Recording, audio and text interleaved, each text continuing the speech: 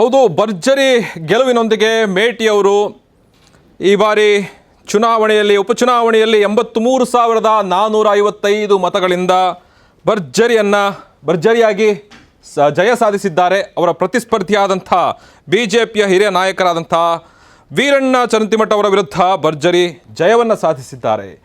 ಏನಿರಬೇಡ, ಯಾಕಂದರೆ ನೋಡಿ, ಅವನು ಅನುಕಂಪದ ಆಧಾರದ ಮೇಲೆ ಅಂತಲೂ ಕೂಡ ತಗೋಬೋದು.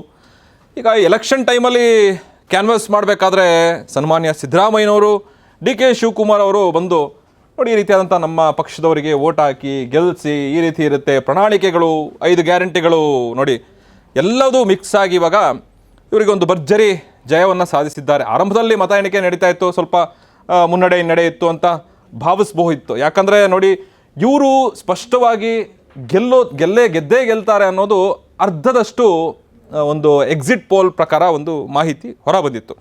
ಆದರೆ ಈಗ ಎಕ್ಸಿಟ್ ಪೋಲ್ ಎಲ್ಲ ಉಲ್ಟಾ ಆಗೋಯ್ತು ನೋಡಿ. ಈಗ ಸ್ಪಷ್ಟವಾಗಿ ಕಾಂಗ್ರೆಸ್ಸೇ ಭರ್ಜರಿ ಜಯ ಸಾಧಿಸಿದೆ ಅನ್ನೋದು ಮೇಟಿಯವರು ಗೆದ್ದಿರುವಂಥ ಬಹಳ ಸಂಭ್ರಮದ ವಿಚಾರ ಆಗಿದೆ. ಅದು 16,000ಕ್ಕೂ ಮತಗಳ ಅಂತರದಲ್ಲಿ ಇವರು ಅತಿ ಹೆಚ್ಚು ಮತಗಳನ್ನು ಸಾಧಿಸಿ ಗೆಲುವಿನತ್ತ ಸಾಗಿದ್ದಾರೆ.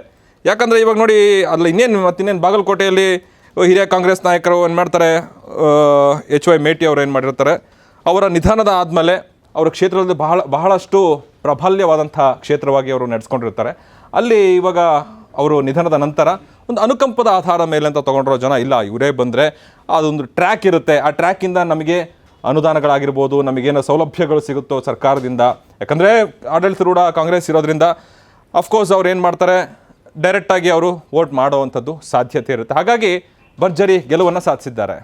ಸಂಪೂರ್ಣ ನ್ಯೂಸ್, ಇದು ನೊಂದವರ ಧ್ವನಿ.